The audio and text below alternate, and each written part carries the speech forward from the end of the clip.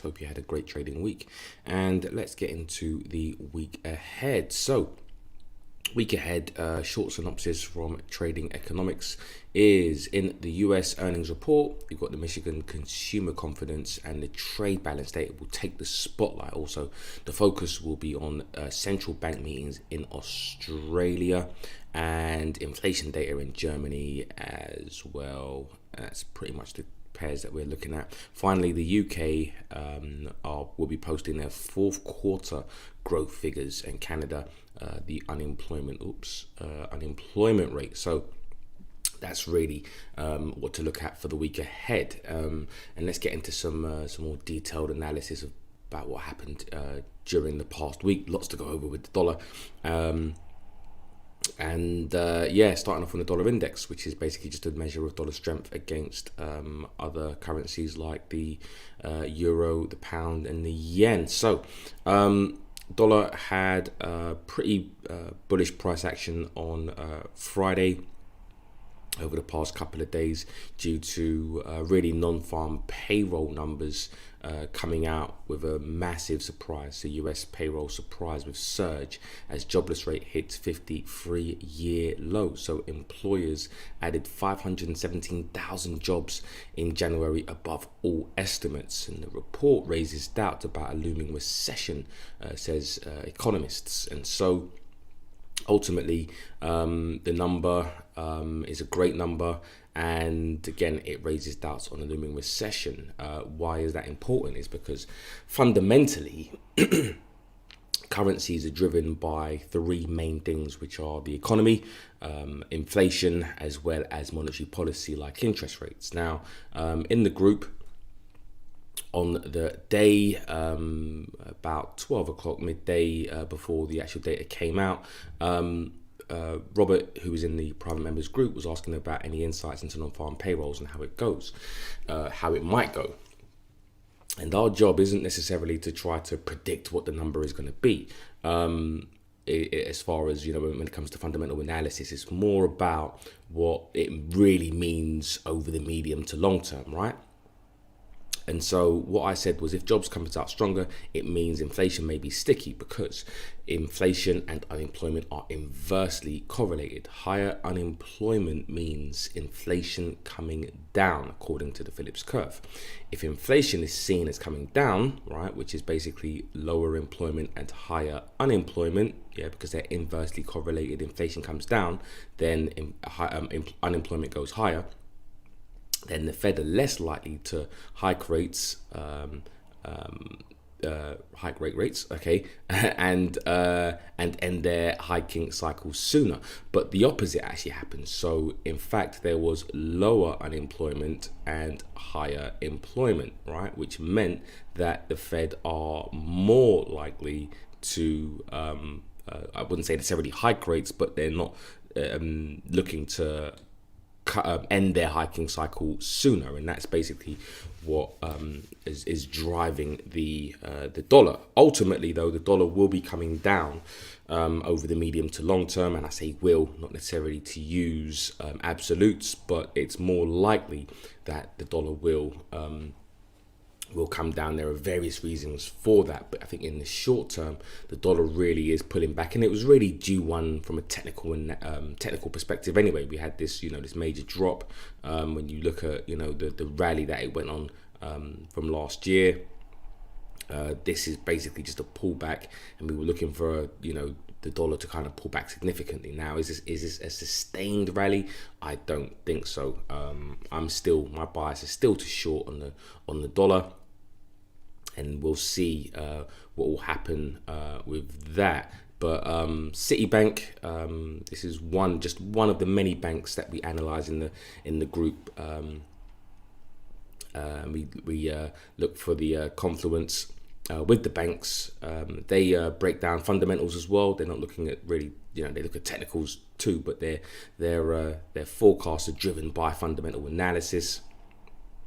They say that for the dollar, there are a number of factors which may drive the dollar lower through 2023. First is that the US is expected to enter into a recession at a time where Europe may be recovering and China are expected to have exited from their zero COVID policy. So the dollar performance is likely to be much more subdued and mostly negative in a US only recession. Second, when global leading indicators ex-US, excluding the US, turn higher, there is meaningful dollar depreciation over the following 12 months. There is likely to be greater volatility in rates and FX over the current quarter that sees the DXY in a 100 to 108 range, right?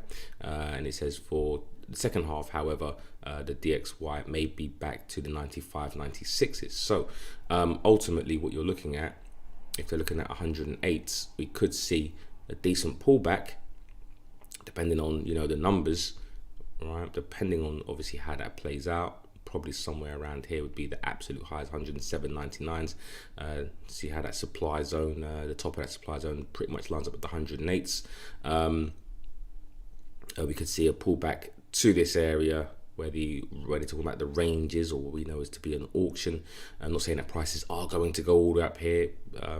No idea, but if it does, I'm still looking to short the dollar, right, at certain areas. So for me, I still think one data point does not make an absolute turn in buying the dollar over the medium to long term. So this is just basically looking for me anyway, looking for pullbacks, of course, not financial advice. So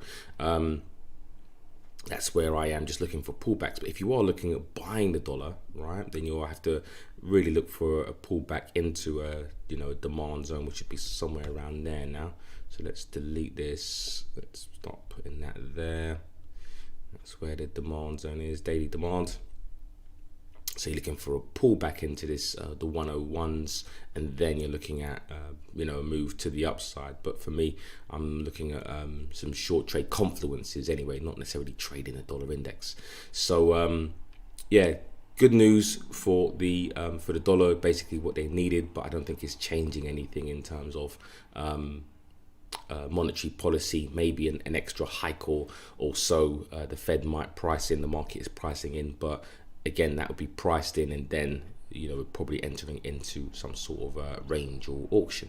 And so if you want to get access to the Citibank analysis, as well as many other bank analysis, the enrollment for Trading 180, the private group and the Discord group, opens tomorrow. If you're watching this on Sunday, 6th of February. And not only will you get access to many bank analysis, but you'll also get access to the fundamental analysis spreadsheet as well, where I give you my weekly bias on whether I am long or short or neutral on a currency pair based on fundamental analysis. And so if you do want to join and you've been waiting for a while, it is coming up, and it will only be open for about 5 days. So it's going to close on maybe the 10th, I think it's a Friday of February, and then I'll be closed for maybe another few months or so, as I like to keep the group concentrated, as I find that's the best way to really get the most out of, or you guys can get the most out of the group. Anyways, going back to the technicals, so moving on to the dollar yen, and again the dollar yen, I'm looking for a pullback ultimately. Hopefully we can get something as high as here, the 134s, 135s, or maybe the 137s, to look for some more short trades. Reason being is because the Japanese yen, they're looking to change their monetary policy. To start not necessarily hiking rates, but enact monetary policy that will appreciate their currency, is what I'll say, end their yield curve control. And so, dollar pullback just basically makes it I can buy the dollar for, or sell the dollar for cheaper, or buy the yen against the dollar for cheaper. So that's where I am looking for. If you're looking for pullbacks on the dollar, again, back down into that demand zone before looking at any kind of long trades. Moving on to the dollar Swiss, and again you're going to see any dollar pairs pretty much for now start to I guess sell off if you're looking at the quote currency, the dollar obviously being the base currency on this one. And so we're just seeing, buys.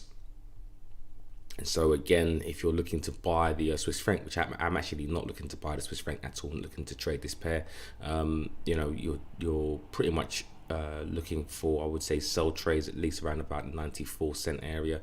You've got a couple more supply zones above there as well.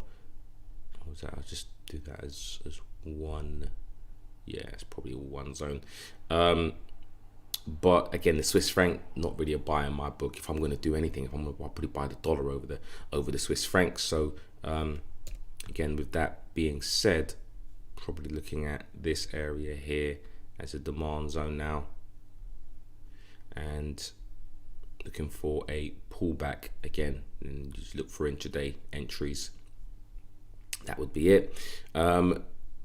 Dollar CAD, and the dollar CAD, again, the dollar rallying for now. Again, not really a pair that I'm interested in at all. The CAD not doing so well, but I think they will once oil starts to really look to take off.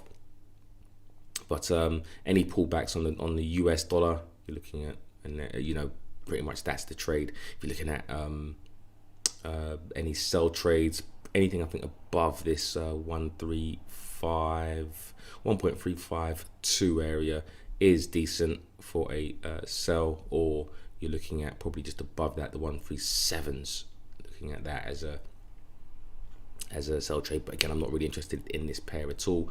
New Zealand yen, going crazy. New Zealand dollar. So yeah, so we're looking at now a bit of a major pullback into this area.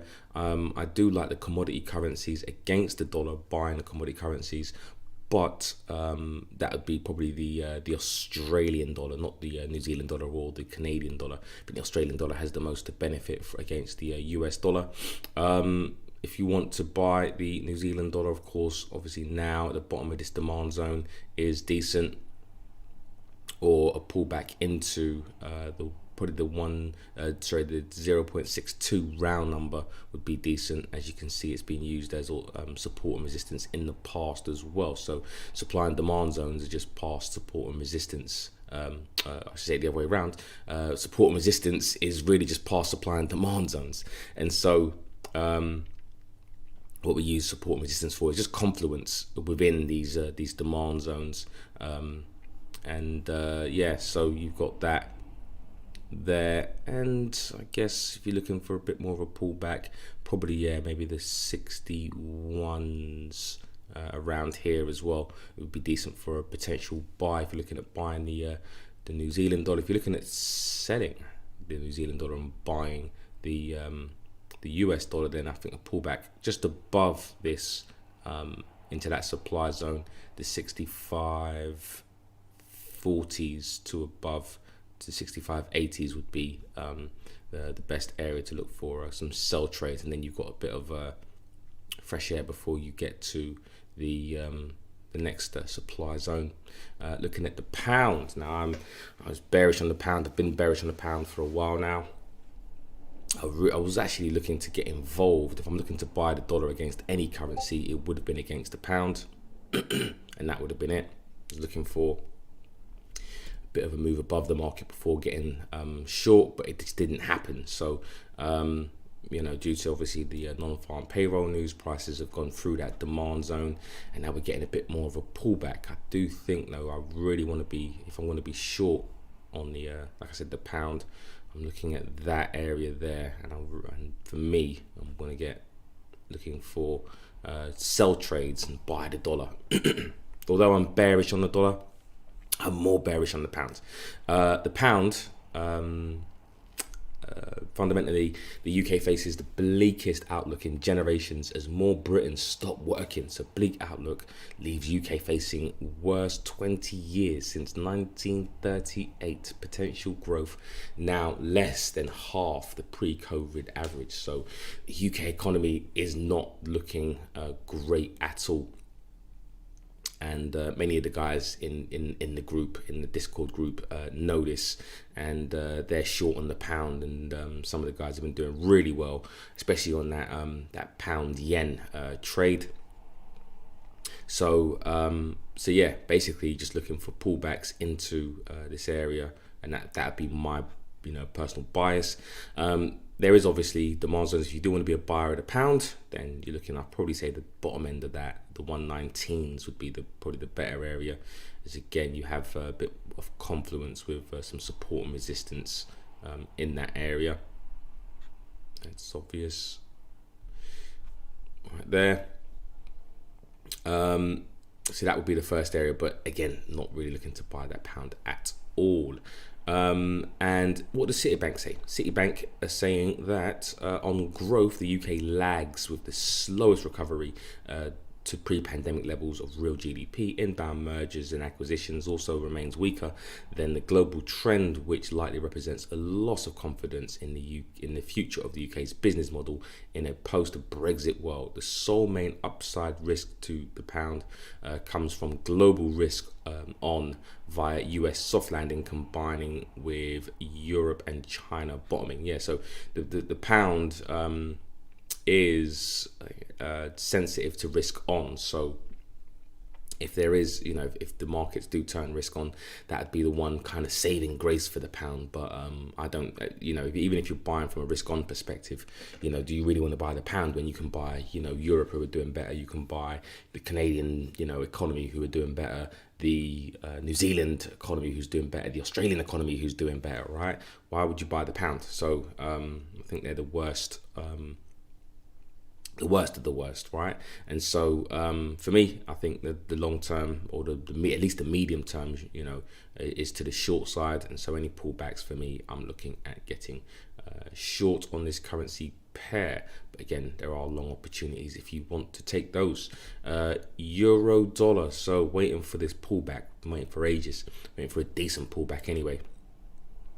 And prices have come down to this demand zone. Again, I'm not too keen on this demand zone. I think the better price is going to be down into the 106s, 105s. I think if prices come down here, that is going to be a nice opportunity. Right now, I still think we're quite high, although we've kind of closed below that monthly moving fair value, and so decent potentially for a pullback. But I think maybe there might be a bit more momentum, if you want to call it momentum, but repricing of the dollar against the euro, and we could, but I do want to see it come down to this area here. If it comes down to the 106s, 105s, I think that is going to be, like I said, nice for a potential buy. The European Central Bank is still hawkish, so the ECB plan for next big hikes makes Lagarde the last hawk standing, right?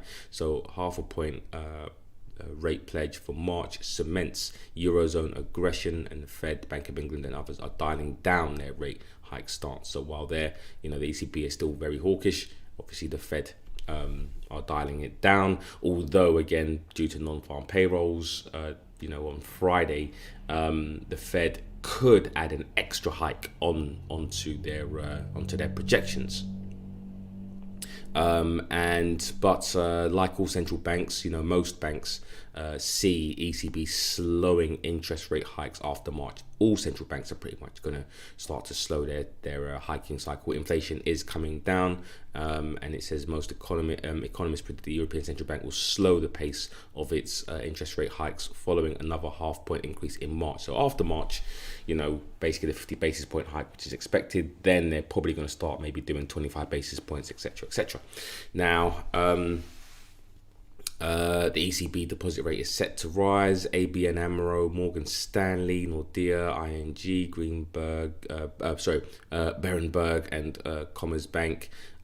They're all pretty much, expecting these are their forecasts, and they all expect the ECB deposit rate to rise, right? But then start to potentially look to slow down, right? So you got the 3.8s from Societe Generale. You've got Goldman Sachs, Credit Suisse, Citibank, Rabobank, Generali, and Uni Uni Credit probably expects maybe a higher rate of 3.5%. And there's some banks that actually just expect a 3%, right? But let's see what happens. And there's a rundown.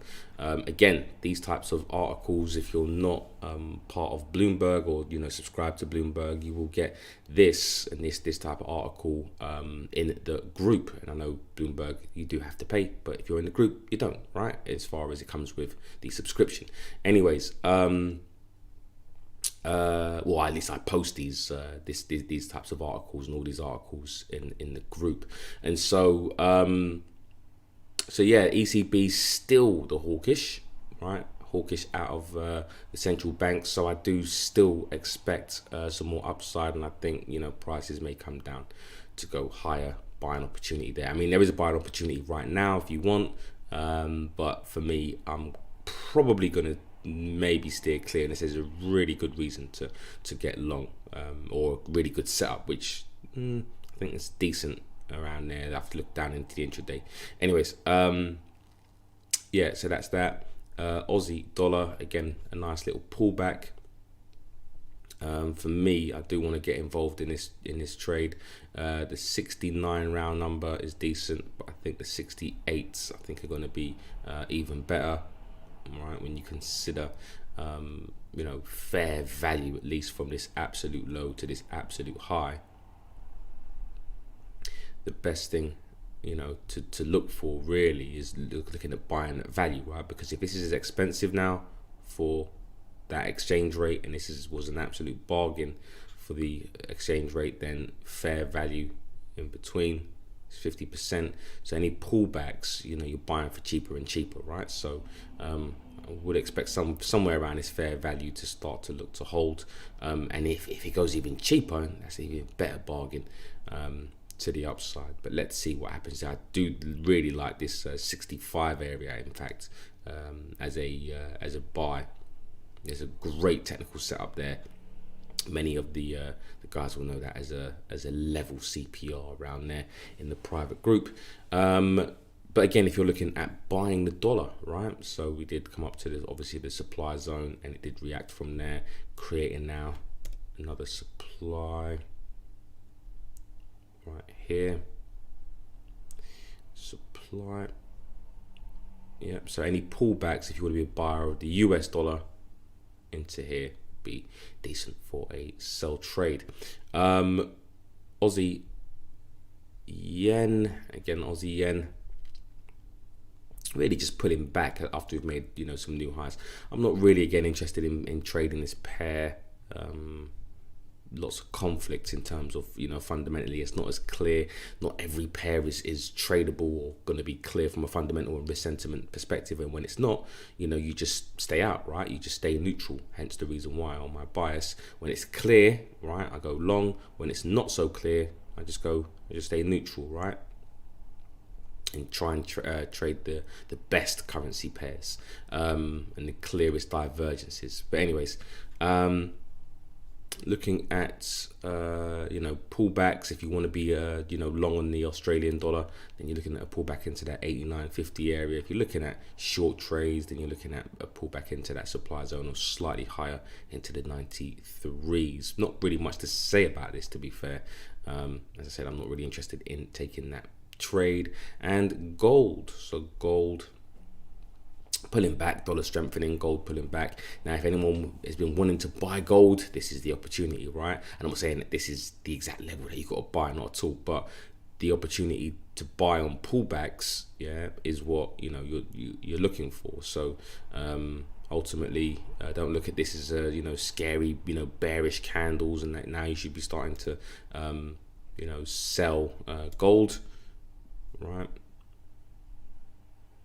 Personally, if you believe that the dollar is going to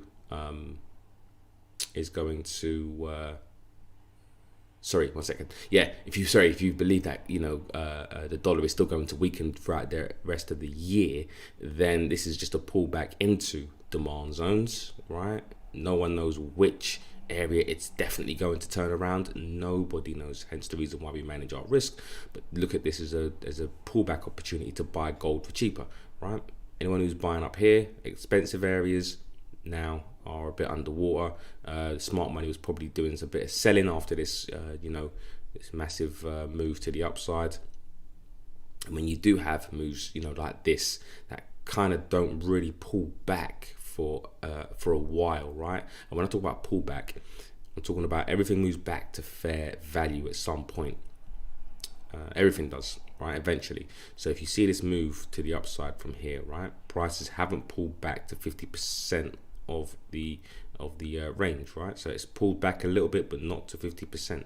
And so if you're looking at a decent area to look for a buy trade, if that's expensive, right up here, and that is a bargain price, then ultimately the 1788s again represent fair value. So the further we come down, the more of a bargain it becomes. Anything beyond fair value becomes, cheap, an absolute bargain price, providing that, of course, the fundamentals are still in play. Price, right, and does not equal value, right? Does not equal value, not at all, right? Prices can be obviously manipulated, etc. And in the short term, prices are driven by liquidity, right? Liquidity hunts and market makers, etc. and positioning.